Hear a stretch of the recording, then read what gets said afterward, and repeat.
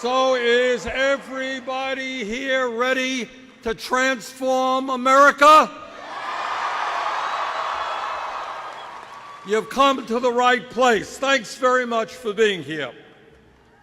I want to thank Secretary Clinton for inviting me to join her here in the great state of New Hampshire.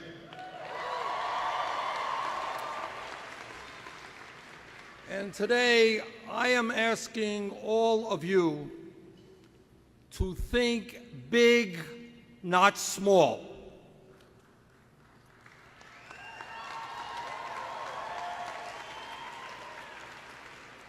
To understand that here in the United States, we are the wealthiest nation in the history of the world, and if we are prepared to stand together and not allow people to divide us up,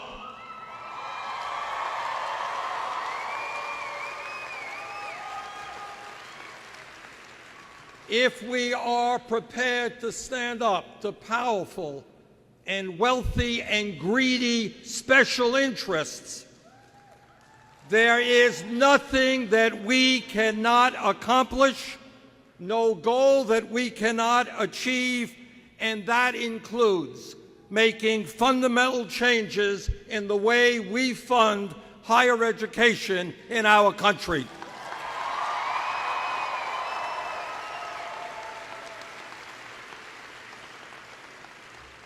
Now, here is a simple truth.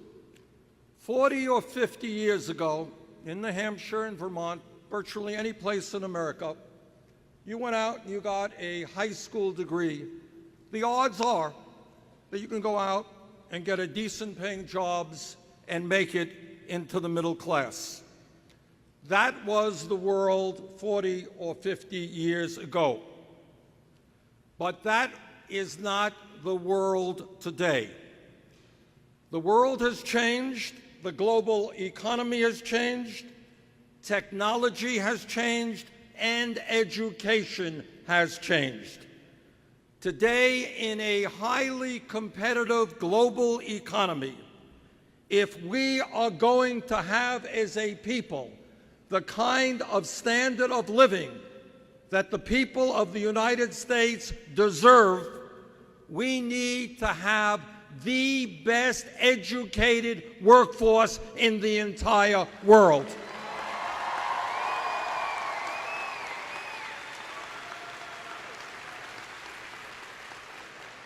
But let me be very honest with you and tell you that sadly that is not the case today. Our nation used to lead the world in the percentage of young Americans with college degrees. We were number one. Today, we are number 15, and that is not acceptable.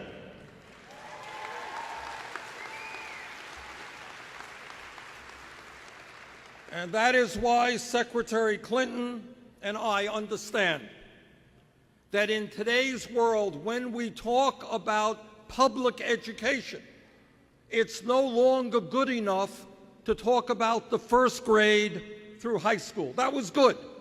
That was wonderful 30 or 40 years ago. It is not enough today.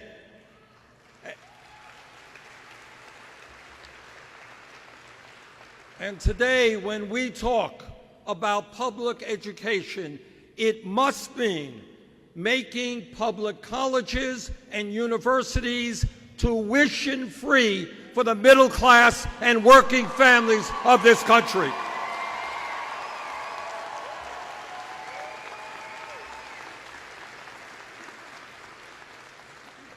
Now, during the campaign, the primary campaign, Secretary Clinton had some very strong proposals. I had a different approach.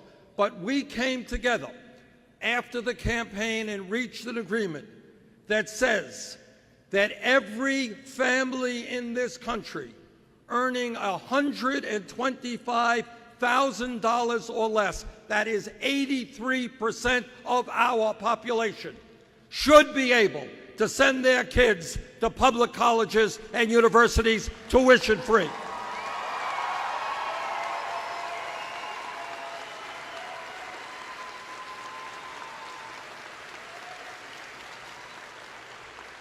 And make no mistake about it, this is a revolutionary proposal for the future of our country with wide-reaching implications. It means that first, students will not be leaving college with outrageous levels of student debt.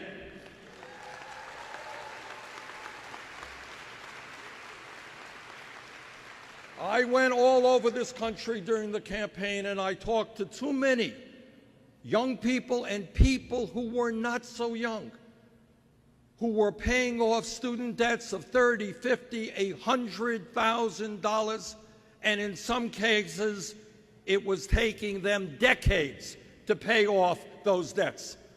I want young people to leave school excited about the future, the new businesses they'll open up, getting married, having kids, buying a house, not being saddled with tens of thousands of dollars in student debt.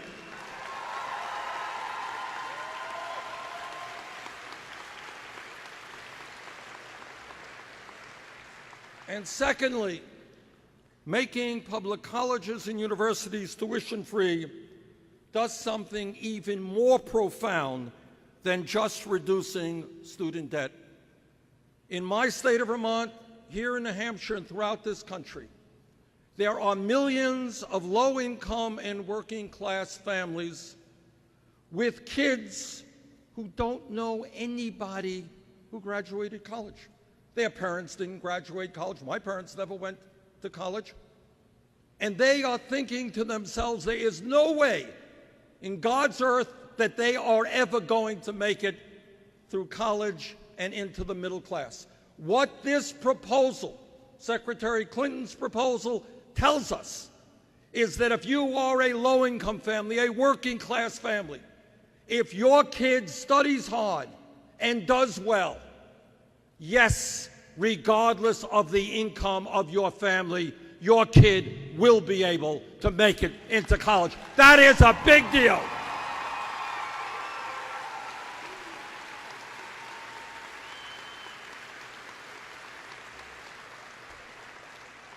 Today, hundreds of thousands of bright and qualified young people do not get a higher education for one reason and one reason alone: their family lacks the income. That is unfair to those families. It is unfair to the future of this country. How many great scientists and engineers and teachers and police officers are out there who will never get a chance to do what they could do because of lack of income of their families? Secretary Clinton and I are going to change that. If you have the ability, you will be able to get a college education.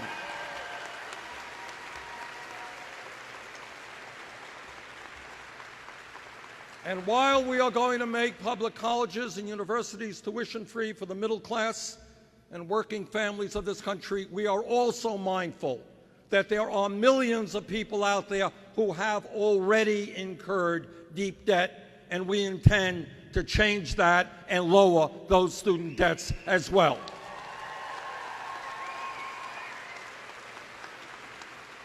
It makes no sense to us that when you can go get an automobile loan, refinance your home for 2%, 3%, 4%, that there are millions of people stuck with interest rates on their student debt at 6%, 7%, 8%. People should be able to refinance those debts at the lowest interest rates they can find.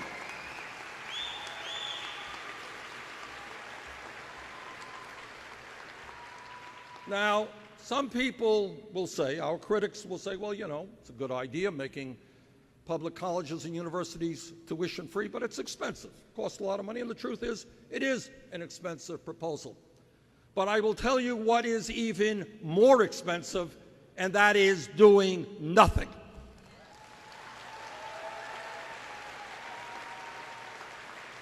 We must invest in our young people and the future of this country. And I will tell you something else, that at a time when we have massive levels of income and wealth inequality, it is absurd, it is disgraceful for Donald Trump and his friends to be talking about hundreds of billions of dollars in tax breaks for the top 1%.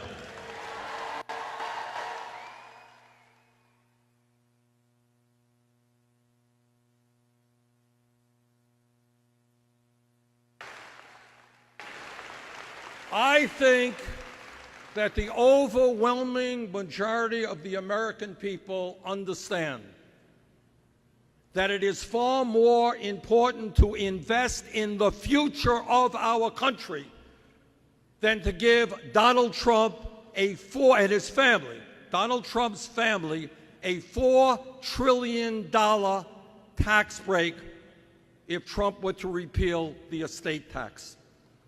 The Walton family, wealthiest family in America, would get a $50 billion tax break.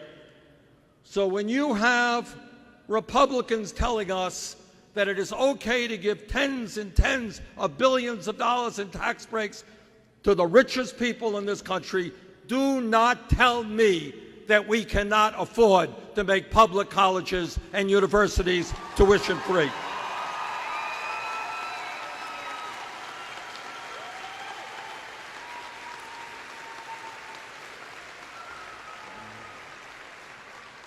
All of you know that New Hampshire is a battleground state. All of you know that this is a very tight election, and in fact, New Hampshire could decide the outcome. So I am asking you here today not only to vote for Secretary Clinton, but to work hard to get your uncles and your aunts, to get your friends to vote. If anybody tells you that this election is not important, you ask them why the Koch brothers and Sheldon Adelson and other billionaires, why they are spending hundreds of millions of dollars to elect their candidates. This election is enormously important for the future of our country. It is imperative that we elect Hillary Clinton as our next president.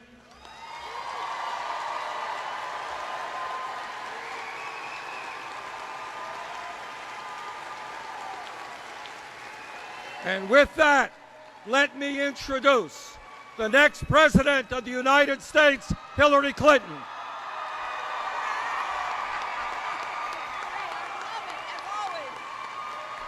Thank you. Thank you all so much. It is great being here on the stage at UNH with my friend Bernie Sanders, one of the most passionate champions for equality and justice that I have ever seen, and someone who I am looking forward to working with to get the kind of agenda through our Congress that will begin to make our country stronger by providing the kind of support that working families and middle-class families so richly deserve. You know, Bernie's campaign energized so many young people, some of you in this crowd.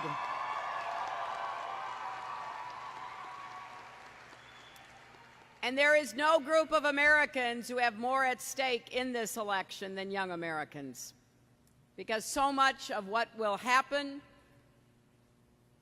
will affect your lives, your jobs, the kind of country we are, the kind of future we want to build together. I'm proud of the primary campaign that Bernie and I ran. We ran a campaign about issues, not insults.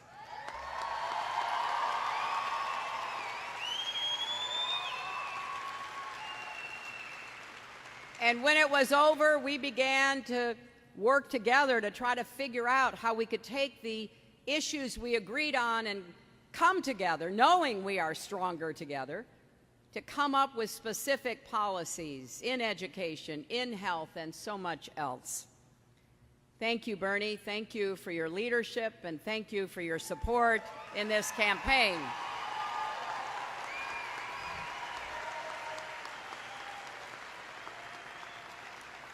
Now, we're going to need some help in Washington.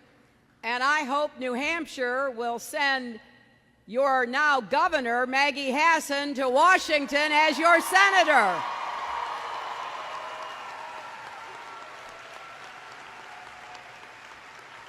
And I sure hope you will send Carol Shea Porter back to Washington.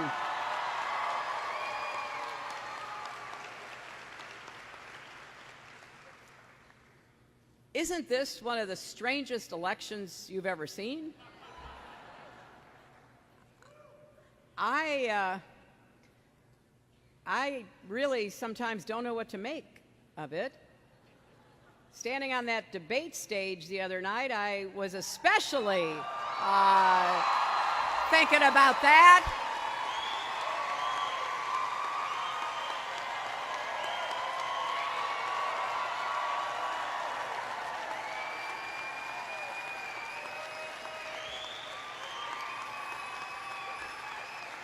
And look, I've been very clear about what I want to do if I'm fortunate enough to be elected president, and Americans increasingly are zeroing in on the fact that we're not only electing a president, we're electing a commander-in-chief. We're looking to see who can protect our country and provide steady and strong leadership around the world. I was very honored today to earn the endorsement of John Warner, a retired Republican senator, World War II veteran, former Secretary of the Navy who served under 2 Republican presidents. I served with him on the Senate Armed Services Committee, and I have the deepest respect for his patriotism, and it's a great honor. He's never endorsed a Democrat for president before. And I'm also very grateful that a number of Republicans and independents here in New Hampshire have announced their support for this campaign.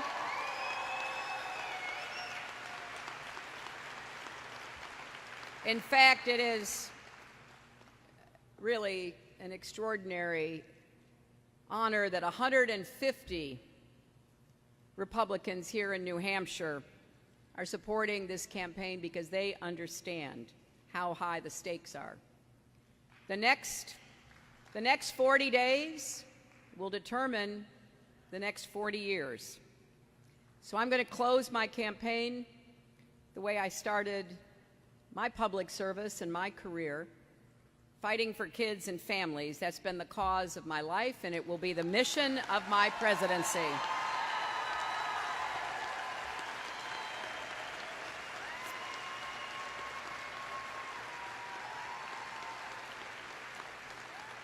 And when you go to vote in November, or if you vote early, it's not just my name on the ballot. Every issue you care about, think about it, because in effect, it's on the ballot too. It's whether or not we continue to fight climate change, or we give in to denial.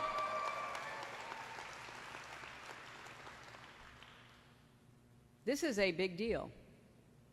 I never thought, when I gave my acceptance speech at the Democratic National Convention, that I would have to put in the following sentence: I believe in science.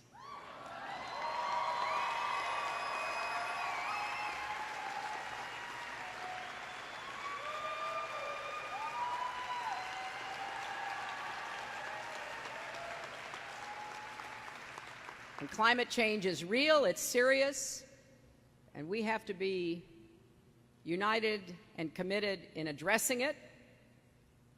I never thought I'd hear someone running for president, my opponent, who says he wants to appoint Supreme Court justices who would overturn marriage equality and turn the clock back on LGBT Americans, overturn a woman's right to make her own health care decisions, and reverse that fundamental right, and so much more.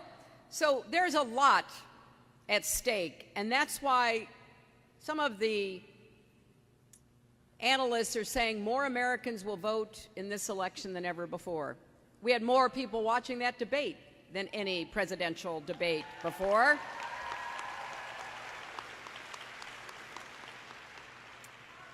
And that's why we have to focus on what we want to do. Because I want to make a difference in your lives, and one of the biggest issues that I heard about throughout the campaign, that I hear about from every corner of our country, is how much an education costs. Bernie's absolutely right.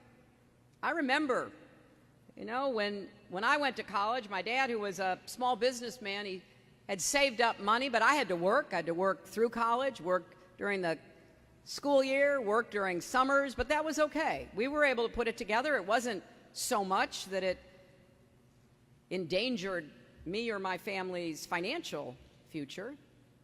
And then I decided to go to law school, and my dad said, well, I can't help you. We're done. We can't help you.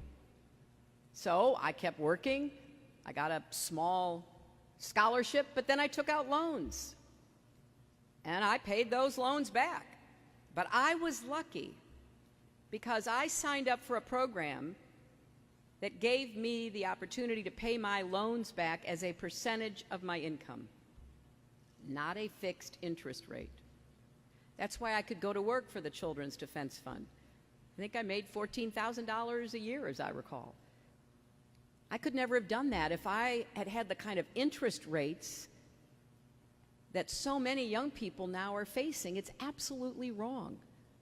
And it has undermined the fundamental right to pursue your dreams, to have that education, to get those opportunities that you so rightly deserve. Now, New Hampshire has the highest proportion of students with debt in the country, and the second highest average debt per student. As a student I met here in New Hampshire said, going to college should be hard, but paying for college shouldn't be so hard that it prevents you from getting your education. Indeed, here in New Hampshire, we've got so many young people graduating with debt who aren't able to get started in their careers, aren't able to do the jobs like I could do because they have to get a job that pays as much as possible to begin paying their debt down. So we should, and we will, make public colleges tuition-free for families earning less than $125,000 a year.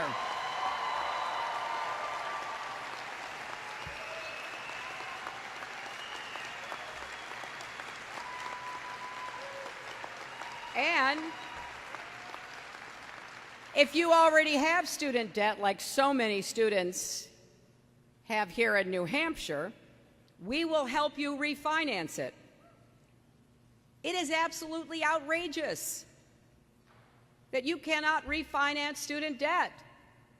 And it is even worse that you're being charged interest rates that are so much higher than anything that anybody else is paying to buy a house, to buy a car, to borrow money for a business. I don't know how we got to where we are, but we are going to fix it. This is wrong. It's wrong for students, it's wrong for families, and it's wrong for our country.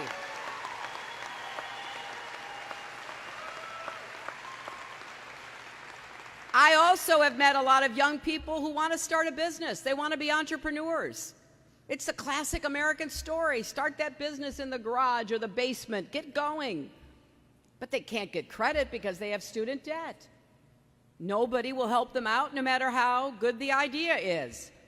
So we're going to put a moratorium so you don't have to pay your student debt back for a couple of years while you try to get your business started and you get the chance to get the credit you need.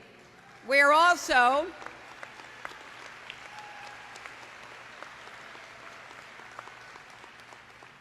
going to provide loan forgiveness for people willing to go into public service or national service.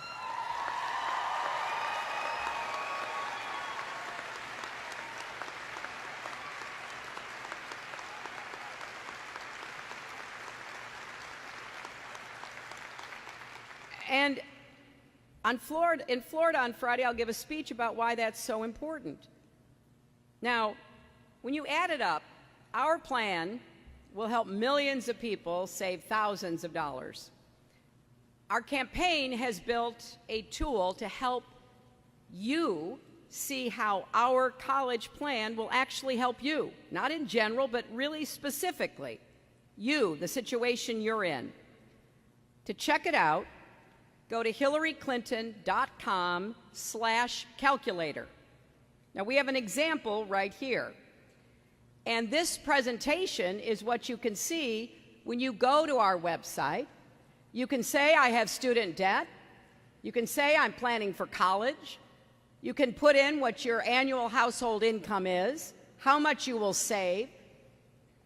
And we are trying to make it as specific as possible, because I don't want anybody to miss out on what this plan can do for you. You can choose whether you have student debt. I met a young woman just yesterday in North Carolina who said, nobody really explained to me and my family what I was getting into. I hear that so much. You know, these financial aid forms, one's called FAFSA. It takes forever to fill out.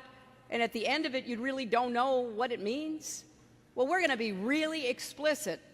You know, we do have technology in America, and we ought to use it more to help people understand what they're getting into and to provide alternatives so that they don't make the wrong decisions for themselves.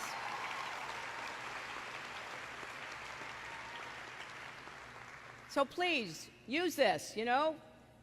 You will save $60,640 if you're in one of these categories, but there is a way to understand the choices you have to make for everybody. So I hope you will. Go to hillaryclinton.com/calculator. But I have to say this, none of this will happen if you all don't turn out and vote. None of it. You know, I see all the signs saying, I will vote. There's also a website. Please go to iwillvote.com to make sure you're registered. All the information is there. You put in your name, you put in your address, and through the miracle of technology, you can find out if you're registered, or maybe because you moved, you were purged from the records, and you have to register again. New Hampshire makes it easy. You can have same-day registration.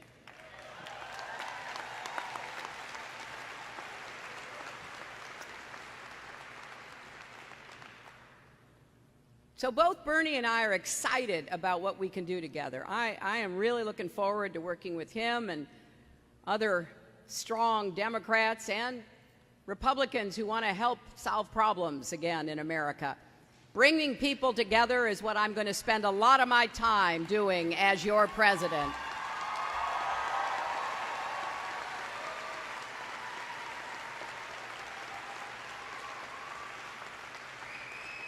And if you've had a chance to see or meet my running mate, Tim Kaine, you know how hard he'll work to get things done and make it a high priority to produce results. So we're going to move now to the panel, and I'm very pleased to have Mary Jo Brown moderating, along with Doug Martin, who you heard from earlier. I know they've collected up questions from the crowd, but I will end by saying that I'm excited about what we can do to make college affordable, and especially, as Bernie rightly said, open the doors to families and young people who have been left out. We also want to make Pell Grants, once again, available year-round. And we want to make sure that we have specific help for certain groups of students. I'll end with this story.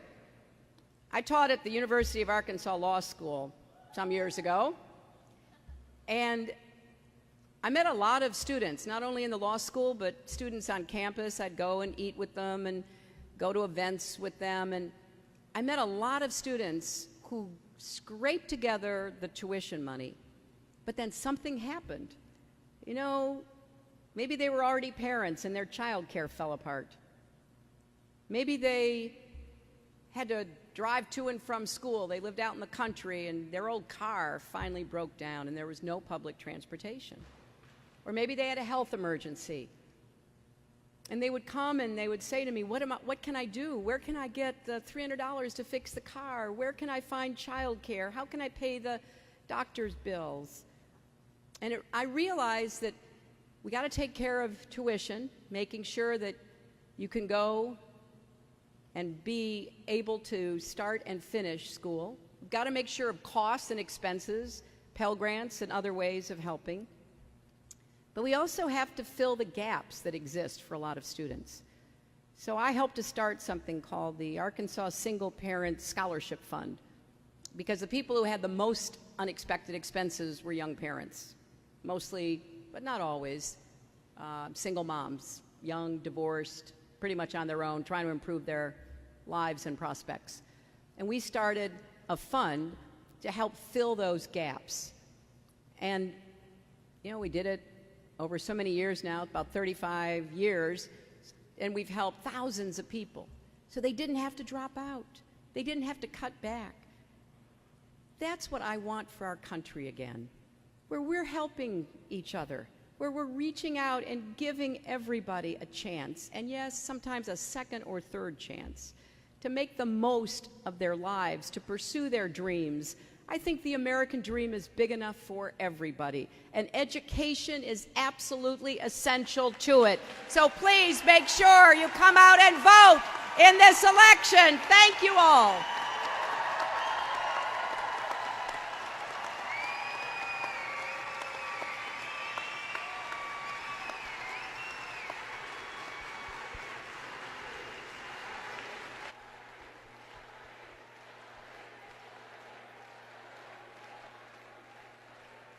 Thanks for being here, everybody, today. It's great to be at UNH, where I graduated in 1989 with an art degree, and then I turned into an entrepreneur, where I've run 2 successful companies in Portsmouth for over 25 years. Today, however, I'm here as a mom that has an 11-year-old, and I'm watching the college years and her tuition creeping closer every year. She's got a lot of passions and a lot of interests, and I really am thinking a lot about what it will mean for us as a family to pay for her education. Doug's representing the student, I'm representing the mom, but let me tell you, Doug and I got just so many great questions from this audience, and my goal, my hope is that we get through as many of them as possible. I'll ask the first question in a moment, but before I do, I just need to tell both of you how many love notes there were on the questions. It was something that I didn't expect, random I love yous and to both of you. So please know the audience loves you. I hope I have...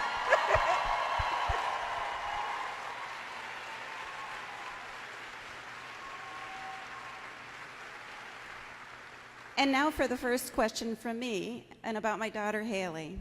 How can New Hampshire's education system, K through 12 and higher ed, do a better job of aligning my daughter's interests with her future career?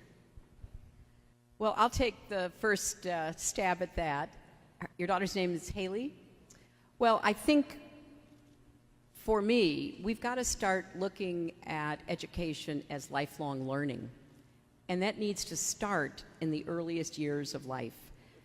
If we do a better job of working with families, after all, families are a child's first school, and parents and grandparents are a child's first teachers. If we do a better job helping to encourage and model and support children from literally 0 to 5, and I support universal pre-kindergarten, because the more opportunities kids have, the better. And in families like Mary Jo's or mine or Bernie's, you know, we really spend a lot of time talking to our kids, reading to our kids. Well, I want every family to understand that's literally building a child's brain. 80% of your brain is physically formed by the age of 3. It's also building a vocabulary which serves as the foundation for learning in school, so that by the time somebody enters public school, enters kindergarten, first grade, there's not going to be such a big achievement gap. Kids are going to have a better chance to begin that process of learning. I want kids in every zip code to have good teachers and good schools that are modern, that are up to date. And we have a big digital gap. You know, it's hard to think about aligning interests if you're in one of the 5 million homes in America that have no internet. And so we've got to do a better job of making sure every child has access to technology, because that is how people learn and how they get information today. And then we've got to be sure that in school we recognize not every child learns the same way. Right? Right? And you know, a lot of our schools and a lot of our teachers are really good at this. But unfortunately, in many places, there's an expectation that there's one way to learn, and I think there's been too many tests and not the right kind of tests to actually determine how people are learning and what they're learning. And because people learn differently, I think we made a mistake taking what used to be called vocational education, I call it technical education, taking it out of our high schools. We took it out, and that really sent a signal to a lot of our young people, well, hey, what they're interested in, what they're good at, how they learn is just no longer available to them. I'd like to bring back technical education into high schools. I would like to do more to connect our high schools up to community colleges so that while you're still in high school, you can even go to community college, you can get credentials, you can get credit for going to college. And I think if we recognize that each child really is unique and there are many different ways of learning, we can do a better job of aligning that, Mary Jo, and we can find out the talents. And I guess the final thing I would say is a lot of schools have lost so many of the extracurricular activities that used to allow kids to find themselves and express themselves. Theater and art, as well as technical education, have been eliminated from a lot of schools. And you know, kids learn through doing. Kids learn through music. Kids learn through art, through drama, through all kinds of other ways. And so making sure we have those opportunities for more kids, and then opening the doors to higher education. You know, we also want to make community college totally free. Community college, which should be the additional 2 years on top of elementary and secondary school. And then, of course, we're going to work to make sure that it's tuition free for as many American families and young people as we can reach.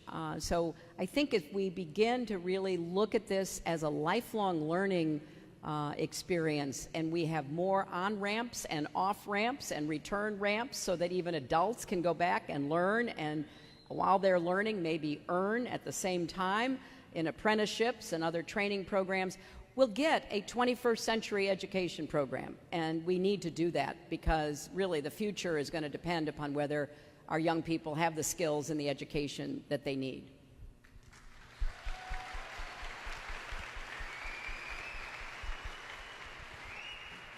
There is not a lot that I can add to what Secretary Clinton said, because she's absolutely right. But let me just say this, that as a nation, we need to take a deep breath and ask ourselves a few questions in terms of children in general. How does it happen that we have the highest rate of childhood poverty of almost any major country on earth? How does it happen that working families in New Hampshire and Vermont are paying a very, very significant parts of their income for childcare or pre-K education, while at the same time the childcare workers are being paid minimum wage or not much more than that? And what that tells me, and what the Secretary was essentially saying, is we need to change our national priorities and know that the most important resource that we have as a nation are our children. And that they must grow up healthy They must get the intellectual and emotional nurturing that they need. What the secretary said is absolutely right. Every psychologist understands the most important years of human life are 0 to 4. And we have got to stand with the children, stand with the parents, and make sure that all of our kids get the quality pre-K and child care that they need. Thank you. Thank you. We'll have our next question from Doug.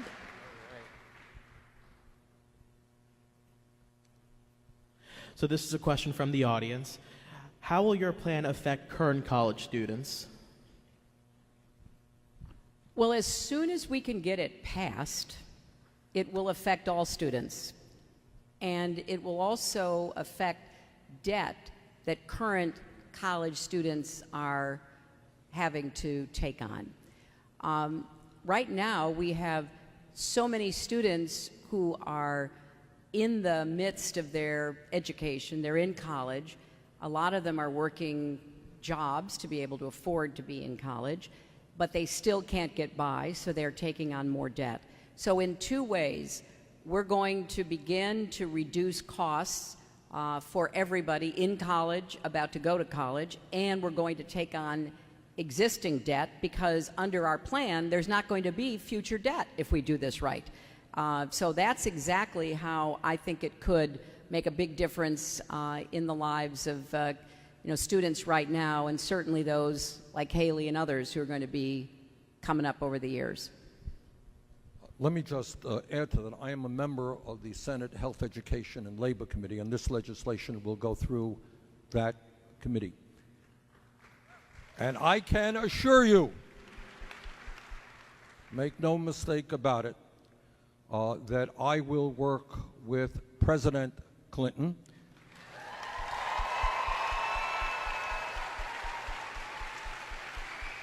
to make sure that this legislation is passed as quickly as we possibly can.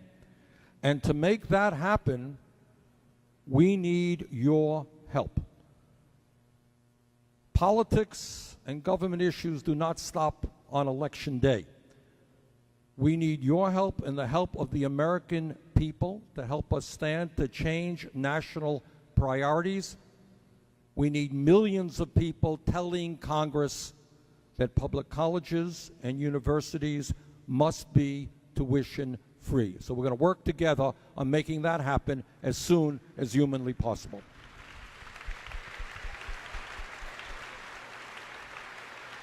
Our next question from the audience for both of you is, how will the debt-free college plan affect private colleges versus public colleges? Well, this is a very important question. The way our college system is set up, states have responsibility, as you know, for funding public colleges and universities. Now, both public and private colleges and universities get some federal aid.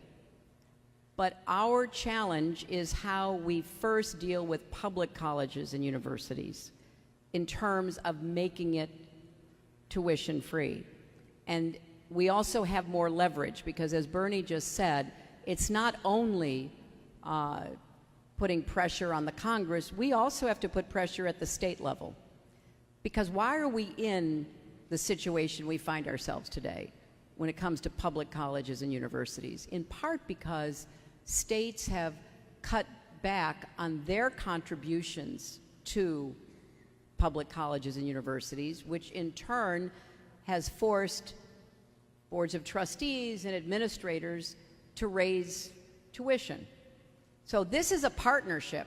We are setting this up to work with states and to make it clear, it's kind of carrots and sticks, that states that are willing to work with us to increase their contributions will be rewarded by this program.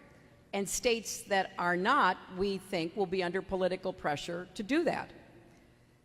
The private schools will benefit directly from the debt repayment programs. Because if you go to a private college or university and you take out debt, you take it out from the same programs, from government programs, from private programs. So students will be benefited directly in that way to get existing debt paid down. Now, ultimately, I would also like to see private colleges and universities taking a hard look at their costs. I mean, we hope that this will launch a serious discussion about what are the most important parts of a college experience that should be supported both in the public and the private systems. And that everybody, people in administration, people who are alumni, everybody will say, hey, let's try to prioritize here about what it is we need to invest our money in. And we think that will help begin to reduce costs on the private side as well. But private college and university students will absolutely benefit from paying down and refinancing and getting out from under student debt. Thank you. Doug has our next audience question.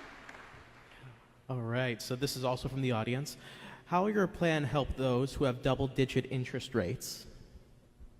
Well, I think, as the Secretary and I have both said, it is absurd that right now there are people in this country paying 10% interest rates on their student debt when you could refinance your home for 3% or buy a car at 2%. Makes no sense at all. So what this plan says is you can go out and refinance your debt at the lowest interest rates you can find. And this will mean for many, many people a substantial reduction in their interest rates and significant reductions in what they have to pay off in terms of their debt. Absolutely. Now, I want to just add to what the senator said that we are going to end the federal government making money off of lending money to students to get your education. And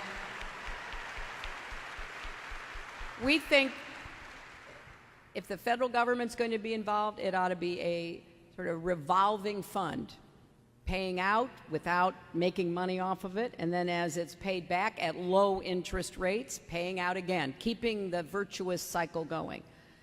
But I know, you know, Senator Sanders and I had exactly the same experiences out on the campaign trail. I mean, I would say to groups like this, who has student debt? In fact, let's do this right now. Who has student debt? Okay, look at all those hands.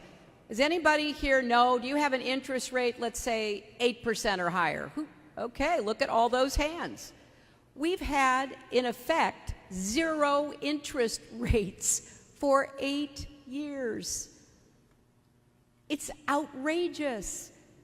And it's really so unfair. It makes me furious that young people and their families have been told the only way they can borrow money to go to college, that's really their collateral. They're signing up, they're doing the work, they're trying to get ahead, but the only way they can do it is to sign up for loans 8, 10, 12%. I think the highest I ran into, Bernie, was 14%. And I just, my heart broke for this young woman because she's going to be paying that back until she's a grandmother. And that is just so wrong.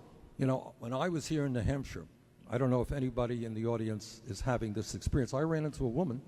She said, Bernie, I'm not just paying off my kids' student loan, I'm still paying off my own student loan. Now, the Secretary made a point earlier, which, as politicians do, is worth repeating. When you are faced with huge debt and high interest rates, you need to go out and get the job that pays you the most money, not the job that your heart wants you to do. Give you an example. We have a desperate need on another issue that the Secretary and I have worked on is primary care in this country, expanding community health centers. All right? We have a serious crisis in terms of primary health care where even people with insurance can't find a medical home, can't go to the doctor they need. We need tens of thousands of primary health care physicians. And there are many young people who would love to do that work. But you know what? It doesn't pay as much as other types of work in medicine. So you have people who want to be primary care physicians, can't do that. Can't be dentists in underserved areas working at a community health center because they're paying off $300,000 in debt for a dental school degree. And that is why this issue is so important. It frees people up to do what needs to be done, to do what they want to do, not just go out and get jobs to make as much money as they can to pay off those debts. That's a big deal. So we, unfortunately, only have time for one more question. And I want to reiterate, the questions from you as an audience are incredible and diverse and impressive. So I hope this is the beginning of the discussion. Doug, as the student, I think I should give you the honor of asking the last question. Sure. With the $33,000 in debt, I think. Was that right? What was that? Wasn't it $33,000 in debt? Yes, I don't like to be reminded, so. How do you plan on making college cheaper for both in-state and out-of-state students? Well, the tuition-free plan will apply to public colleges and universities no matter where the student comes from. And I think that has a couple of consequences. You know, because tuition has increased so much, a lot of colleges, public colleges and universities, have been recruiting not just out-of-state students, but out-of-country students, because they will pay so much more. That then reduces the number of in-state students whose families have lived here, have paid taxes here, and thought they would go to their state college or university. So part of what we hope will happen here is that there will be actually more room in the public colleges and universities for in-state students, and then whatever the percentage is for out-of-state students, it will not have the kind of impact that would decrease the number of in-state. Because if you're trying to figure out how to get to that budget, you're going to be looking for people who pay more, and that's usually out-of-state and even out-of-country people. But I just want to finish an additional thought about Bernie's last point. The way that refinancing will work is we're going to get the interest rates down, and then we're going to provide every student who will take it, and I hope it's every student, the chance for an income repayment plan, like what I was talking about that I had, so that we get the cost down. You reduce that interest rate, you bring it down so that your overall costs will be less over the life of paying it back, and then we put you in a program where you pay it back as a percentage. I mean, this is really personal to me, because the only way, since I was out on my own and I didn't have any big financial cushion and my dad was unable to help me, I would never have been able to go to work for the Children's Defense Fund, which has given me the greatest joy and sense of mission in my life, if I had not been able to pay it back as a percentage of my income. Just like so many of my other friends, they got out of law school, they went to big law firms. Whether they wanted to or not, they had to in order to pay back their loans. So we think this will be liberating and empowering. And remember, I also said we want to provide loan forgiveness, not just reducing the interest rates and providing income contingency programs, but loan forgiveness for public service and national service. That's the way it used to be, and that's the way we want it to be again for students today and students tomorrow. Let me just say this. Today we talked about an enormously important issue, and that is making public colleges and universities tuition-free. That's just one issue. We have got to transform our energy system and effectively combat climate change. That's the future of this planet.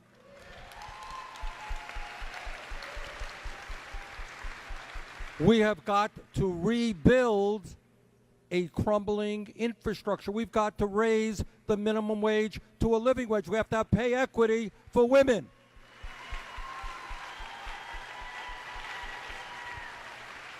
We need immigration reform. We need to reform a broken criminal justice system. Those are all of the issues that we are dealing with. We are. What Secretary Clinton says, it's not the next 4 years, it is the next 40 years. And let me close on how I began. If we were a poor country, this would be a very different discussion. We would say, gee, we wish we could make public colleges and universities tuition free. We just can't afford it. We wish we could rebuild our infrastructure. We just don't have the money to do that. That is not the case. The case is that you got the Koch brothers and Sheldon Adelson and other billionaires trying to buy this election to protect their interests. What this campaign is about is protecting our interests. And let's get out and vote and make sure that this is the next president of the United States. Thank you, everyone. Stronger together, learn more, and vote. And don't just you vote. Bring 3 friends to vote. Thank you for being here.